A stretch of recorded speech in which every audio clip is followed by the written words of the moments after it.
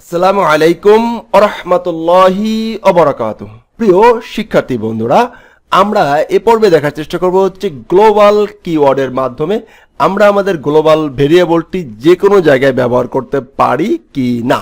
তাহলে একদমই সুন্দর করে একটা পেজ নেই, global.php দিলাম আর কি নামে। হ্যাঁ, আমি সবগুলো আলাদা আলাদা করে রাখছি কারণ এটা আমি গিটহাবে তুলে আপনাদেরকে আবার দিয়ে দিব। ওকে, ফাইন। তাহলে এখন একদম সুন্দর করে এটা যদি নেই সিম্পলি ভাবে, সে একটা সেল ইকুয়াল 01746686868, ফাইন। ওকে, ফাইন। এখন আমরা এইখানে একটা ফাংশন ডিক্লেয়ার করব। সেই ফাংশনের ভিতরে আমরা মোবাইল নম্বরটা পাস করার চেষ্টা করব। Function get address, fine, address, okay, fine। এখন আমরা এই যদি অ্যাড্রেসটাকে আমি এখানে প্রথমে যদি লিখি সেল লিখলাম, সেল লিখে আমি এখানে ডিক্লেয়ার করলাম, ডিক্লেয়ার করে ইকো দিলাম সেল।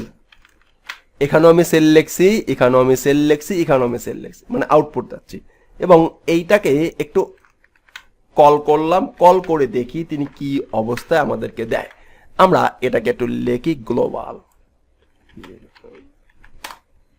এখন সুন্দর করে আনডিফাইন্ড ভেরিয়েবল সেল, সেল কি বলছে আনডিফাইন্ড, আমি ডিফাইন করি নাই।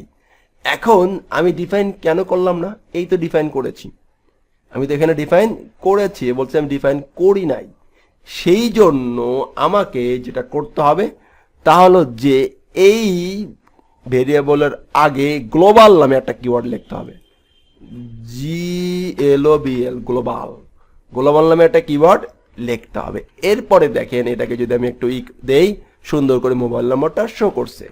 এই হলো গ্লোবাল কিওয়ার্ডের মাধ্যমে গ্লোবাল ভেরিয়েবলটি যে কোনো জায়গায় ইউজ করা যায় ওই পেজের ভিতরে।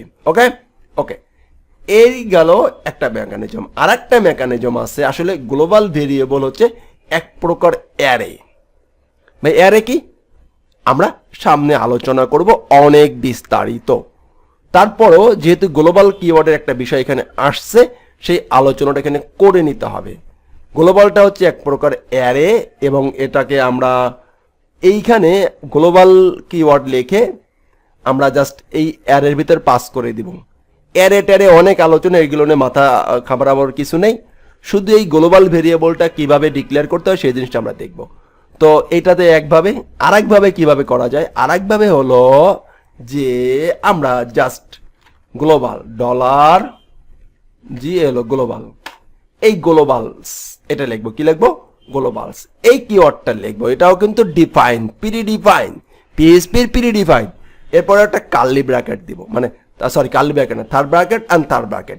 এই থার্ড ব্র্যাকেটের ভিতরে আমাকে এই যে আমার ভেরিয়েবলটা আছে ভেরিয়েবলটা পাস করে দিব। কিন্তু পাস সরাসরি পাস করা যাবে না। ভেরিয়েবল পাস করতে হলে এখানে সিঙ্গেল স্ট্রিং দিব, সিঙ্গেল স্ট্রিং দিব, আর এই ডলার সাইনটা দিতে হবে না, ডলার সাইনটা দিতে হবে না। দ্যাটস ইট, হয়ে গেল। এবার দেখি আমরা এটাকে ইকো দিয়েই সেম আউটপুট পাই কি না। সেম আউটপুট আমরা পেয়েছি, ফাইন, অ্যাবসলিউটলি ফাইন। তাহলে এই ছিল গ্লোবাল কিওয়ার্ড, গ্লোবাল অ্যান্ড গ্লোবালস, দুইটা কিওয়ার্ড। ওকে, আমার নাম্বার দেখেন ভিতরে ইন করে দিলাম। এইটাও দেখি এবার এখানে কাজ করে কিনা, আমার নাম্বার এটা কাজ করছে কিনা। কাজ করে না। দেখেন সুন্দর করে বলতেছে যে গ্লোবাল অ্যাসোসিয়েটিভ, এটা হচ্ছে অ্যাসোসিয়েটিভ। অন্য আলোচনা আছে, এটা এখন আলোচনা করতে গেলে আপনাদের প্রবলেমে ঝামেলা হবে, সেজন্য আমরা এটাকে এখন আলোচনা করলাম না। ওকে, বাইরে রেখে দেখি, দেখেন কি অবস্থা, সুন্দর শো করছে।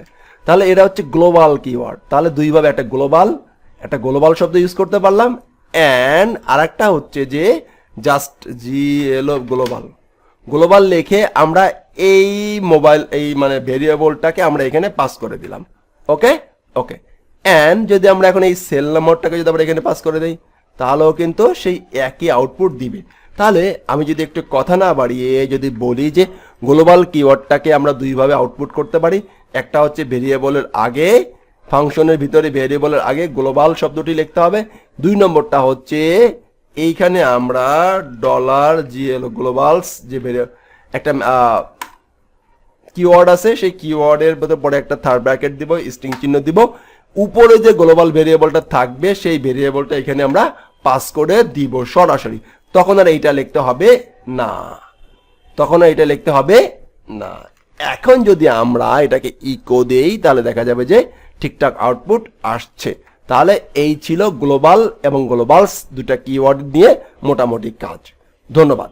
নেক্সট পার্টে আমরা আরেকটু আলোচনা করব স্ট্যাটিক কিওয়ার্ড নিয়ে। কি আলোচনা করব? স্ট্যাটিক কিওয়ার্ড নিয়ে আলোচনা করার চেষ্টা করব। ধন্যবাদ।